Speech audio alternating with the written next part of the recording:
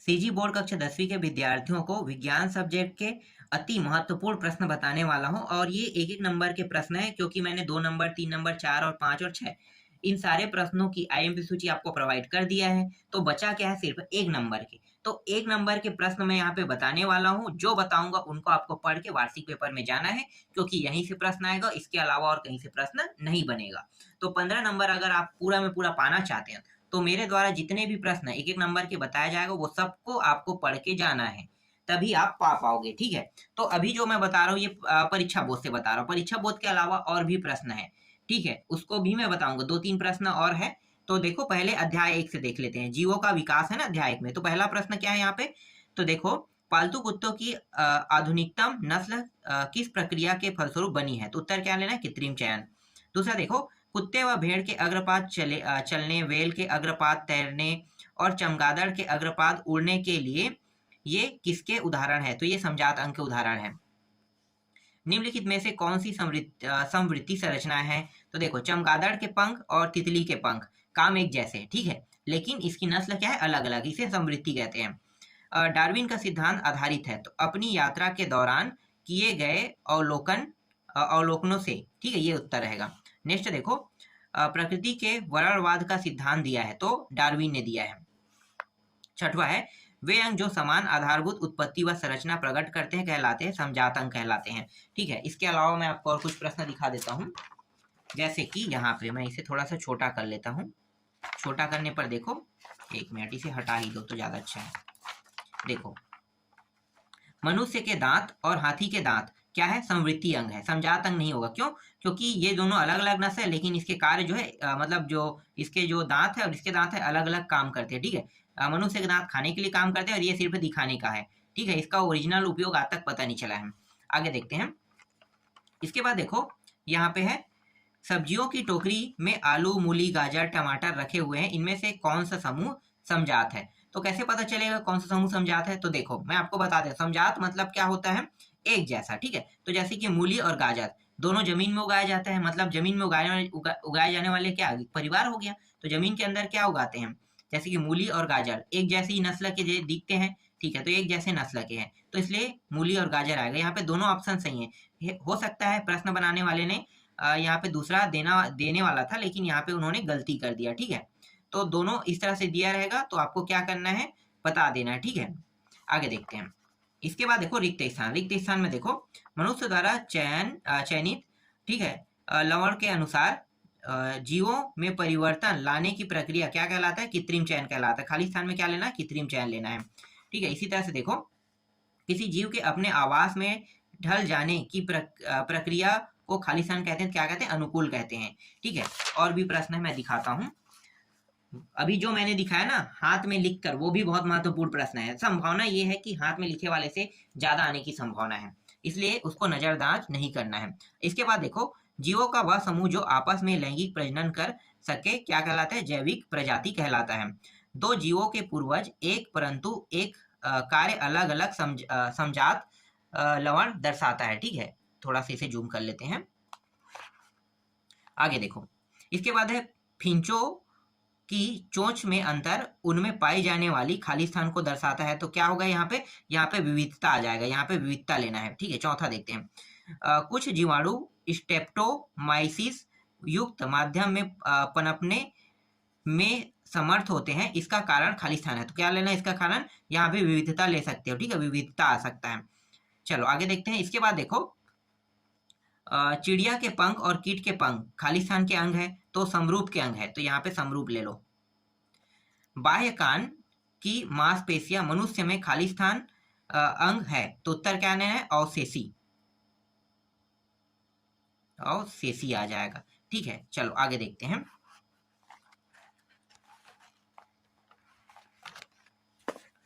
इसके बाद देखो, यहाँ पे कुछ सही जोड़ी मिलाव दिया हुआ है। ठीक है। जैसे कि समजात अंग। समजात अंग का मतलब क्या होता है, देखो, चिड़िया के पंख, घोड़े, और यहाँ पे क्या दिया है, अग्रपाद, मनुष्य के हाथ, ये जो है ना समजात अंग है, तो इसको इसके साथ मैच कर लेना है। लिंग गुणसूत्र, तो इसको किस में लेना है, आपको एक्स वाई में लेना है। मतलब पुरुष में ये पाया जाता है एक्स वाई गुणसूत्र। ठीक है। और महिलाओं में एक्स एक्स पाया जाता है। ठीक है। तो यहाँ पे समवृत्ति क्या है, समवृत्ति देख लेते हैं। यहाँ पे हो जाएगा ये, हाँ यहाँ पे आ जाएगा, इसमें आ जाएगा। देखो कीट चिड़िया चमगादड़ में आ जाएगा। अवशेषी अंक क्या है, तो अवशेषी अंक यहाँ पे आपको लेना है, ये नीचे वाला आ जाएगा। निमेषक पटल अकल दाढ़ हो जाएगा। और लिंग गुणसूत्र मादा, मादा का ये है एक्स, एक्स इस तरह से मिला लेना है। ठीक है, आगे देखते हैं। आपको प्रश्नों को नहीं छोड़ना है, जो मैं बता रहा हूँ उसको आपको पढ़ के जाना है पेपर हाल में। ठीक है, इसके बाद देखो यहाँ पे और एक सही जोड़ी मिला दिया है, जैसे कि यहाँ पे अनुकूलन के कारण बनने वाला अंग है, तो यहाँ पे क्या लेना है, उपार्जित लवण लेना है। ठीक है, ये पहला जो है ये डी में आ जाएगा। उसके बाद है उत्परिवर्तनवाद, तो इसको आपको ले लेना है, किस में लेना है, डी वृज में ले लेना है। जाति उद्भव हेतु महत्व, इसको आपको ले लेना है बहुगुणिता में ले लेना है। समष्टि में उपस्थित जीनों की संख्या, इसको आपको ले लेना है जीन पूल में ले लेना है। उपयोगी विभिन्नताएं वंशागत होती है, इसको आपको ले लेना है डार्विनवाद में ले लेना है। ठीक है, तो एक नंबर के एक अध्याय से मैंने आपको बता दिया। अब मैं अध्याय 2 पे आता हूँ। ठीक है, अध्याय 2 देख लेते हैं। तो अध्याय 2 से आपको देखना है, यहाँ पे देखो अध्याय 2 क्या है, अम्ल क्षार एवं लवण है। ठीक है, तो नींबू के रस होंगे, नींबू के रस होंगे, तो यहाँ पे उत्तर क्या ले लेना है, जो है इसका उत्तर हो जाएगा, तो H प्लस आयन अधिक OH माइनस आयन कम होगा। ठीक है, इसका उत्तर। दूसरा देखो, जल अम्ल किसी धातु कार्बोनेट से अभिक्रिया करता है तो बनते हैं लवण जल और कार्बन डाइऑक्साइड बनता है। ठीक है, देखो निम्न में से प्रबल अम्ल नहीं है, प्रबल अम्ल जो है वो एसिटिक एसिड नहीं है, ये आ जाएगा। उदासीन विलयन का पीएच मान हमेशा 7 होता है, 0 मत लेना है ना, उदासीन का मतलब 0 नहीं होता है, कितना होता है, 7 होता है।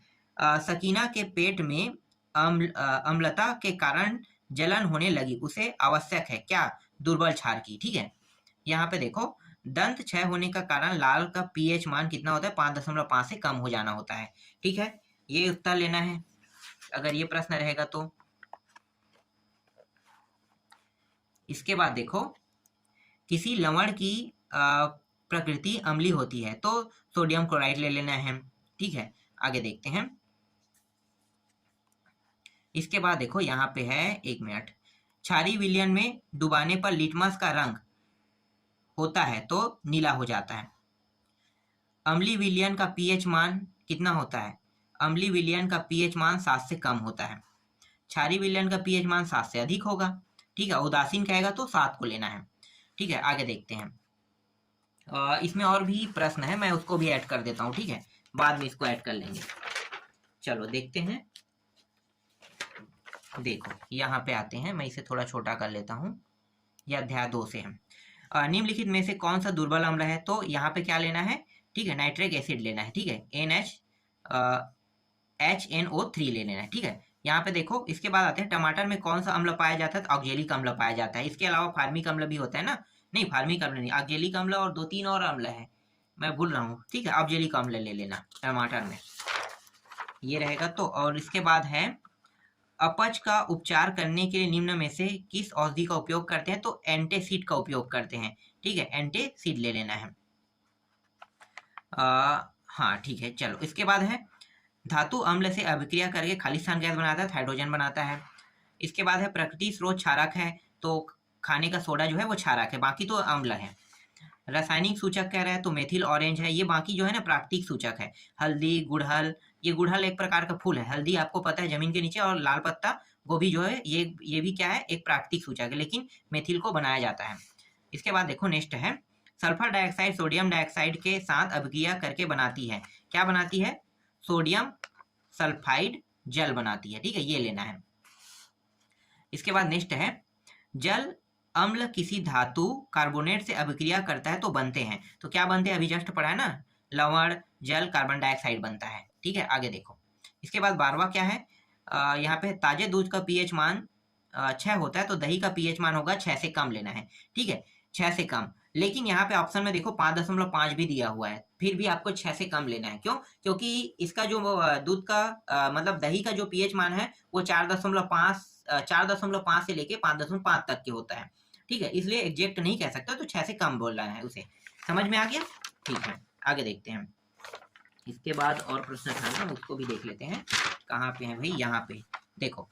प्राकृतिक सूचक है, प्राकृतिक सूचक क्या होगा, गुड़हल, ठीक है। ये बाकी क्या है, मेथिल रेड, मेथिल ऑरेंज, फेनोल्फथलीन, ये सब है रासायनिक है। ठीक है, आगे देखो, अधात्विक ऑक्साइडों की प्रकृति होती है अम्लीय होती है। अब खाली स्थान देख लेते हैं। ठीक है, देखो खाली स्थान में क्या है, किसी उदासीन विलयन का पीएच मान कितना होता है, 7 होता है। वर्षा के जल का पीएच मान 5.6 से कम हो जाता है तो उसे अम्लीय वर्षा कहते हैं। ये सही है, ठीक है, मतलब सही गलत नहीं पूछा है, यहाँ पे क्या लेना है, अम्लीय लेना है। इस प्रश्न का उत्तर तो मुझे नहीं मिला, आप लोग देख लेना। ठीक है, तीसरा प्रश्न जो यहाँ पे दिखाई दे रहा है, इसका उत्तर, ऐसे पदार्थ जो अम्ल व क्षार के साथ अपनी गंध में परिवर्तन द्वारा सूचना देते हैं, ऐसे सूचकों को खाली स्थान कहते हैं। नेक्स्ट है, अम्ल एवं क्षार के बीच होने वाली क्रिया क्या कहलाते हैं, होने वाली क्रिया अम्ल क्षार अभिक्रिया कहलाता है। ठीक है, तो इसका उत्तर क्या रहेगा, अम्ल क्षार अभिक्रिया लेना है खाली स्थान में। नेक्स्ट है, सल्फर को वायु में जलाने पर प्राप्त गैस की प्रकृति क्या होता है, अम्लीय होता है। तो यहाँ पे खाली स्थान में क्या लेना है, अम्लीय ले लेना है। नेक्स्ट है, क्षार का जलीय विलयन लाल लिटमस को क्या कर देता है, नीला कर देता है। तो यहाँ पे खाली स्थान में लाल लिटमस लेना है। ये सब खाली स्थान वाला प्रश्न है ना। आगे देखो, 7वां है, प्रबल अम्ल तथा दुर्बल क्षार से बने लवण के विलयन की प्रकृति खाली स्थान होती है, मतलब अम्लीय होती है। अम्लीय लेना है यहाँ पे। खाली स्थान की प्रकृति अम्लीय, क्षारीय या उदासीन होता है, सिर्फ लवण का होता है। तो उत्तर क्या लेना है, लवण लेना है। नेक्स्ट है, इसका भी उत्तर मुझे नहीं मिला, विलयन की प्रकृति की जांच करने के लिए कुछ पदार्थों का उपयोग किया जाता है जिन्हें खाली स्थान कहते हैं। ठीक है, तो ये देख लेना। इसके बाद और कुछ प्रश्न है, इसको भी देख लेते हैं। देखो, ये जो NH है ना, ये आगे में है, ये जो होता है ये प्लस आयन होता है, और ये पीछे के ये जो है ये माइनस आयन होता है। तो देखो, माइनस आयन मतलब अम्लीय, ठीक है, और ये प्लस आयन मतलब क्षारीय। तो इस तरह से आपको बताना है। ठीक है, आगे देखते हैं। प्रबल अम्ल प्रबल क्षार से बने लवण की प्रकृति उदासीन होती है। ठीक है, यहाँ पे उदासीन लेना है खाली स्थान में। दुर्बल अम्ल तथा प्रबल क्षार से बने लवण की प्रकृति खाली स्थान होती है, तो यहाँ पे क्षारीय होती है ऐसी स्थिति में। और यहाँ पे देखो, दुर्बल अम्ल और दुर्बल क्षार से बने लवण की प्रकृति क्या होगा, अम्लीय होगा। ये मैं करेक्ट मुझे नहीं पता है, अम्लीय भी हो सकता है, उदासीन भी हो सकता है, इन दोनों में से कोई एक ही आएगा। ठीक है, तो ये देख लेना, अगर आपके पास इसका उत्तर होगा तो आप लोग चेक कर लेना। ठीक है, आगे देखते हैं। अम्ल एवं क्षार की क्रिया से हाँ, क्रिया से ये क्या है यार, हाँ, लवण एवं जल बनता है। ठीक है, तो यहाँ पे जल लेना है, लवण एवं खाली स्थान दिया रहेगा तो क्या लेना है, जल लेना है। इसी तरह से KCl के जलीय विलयन की प्रकृति खाली स्थान होती है, तो क्या लेना है, आपको उदासीन लेना है। ठीक है, आगे देखो, pH का ये छोड़ दो, इसको मैं आपको दिखाऊंगा प्रश्न। रुधिर का pH मान कितना होता है, 7.4 होता है। ठीक है, सिरके में खाली स्थान अम्ल पाया जाता है, तो एसिटिक एसिड पाया जाता है, मतलब एसिटिक अम्ल पाया जाता है। ठीक है, आगे देखते हैं। धान की उत्पादन में अनुकूलन मिट्टी का pH मान 5 से, ठीक है, 5 से 6 मान होता है। ठीक है, तो उत्तर क्या लेना है, खाली स्थान में 5 से 6 लेना है। समझ में आ गया। चलो, अब मैं आपको परीक्षा बोध के प्रश्न दिखाता हूँ। तो देखो, परीक्षा बोध के प्रश्न आप लोगों को दिखा देता हूँ, ये रहा। तो देखो, pH का उच्चतम मान क्षारीय विलयन प्रदान करता है। किसी भी अभिक्रिया में ताप एवं दाब बढ़ाने पर अभिक्रिया की दर क्या होता है, बढ़ जाता है। इकाई समय में किसी रासायनिक अभिक्रिया में अभिकारक या क्रियाफल के सांद्रण में होने वाला परिवर्तन क्या कहलाता है, अभिक्रिया का दर कहलाता है। ठीक है, जिप्सम को गर्म करने पर प्लास्टर ऑफ पेरिस बनता है।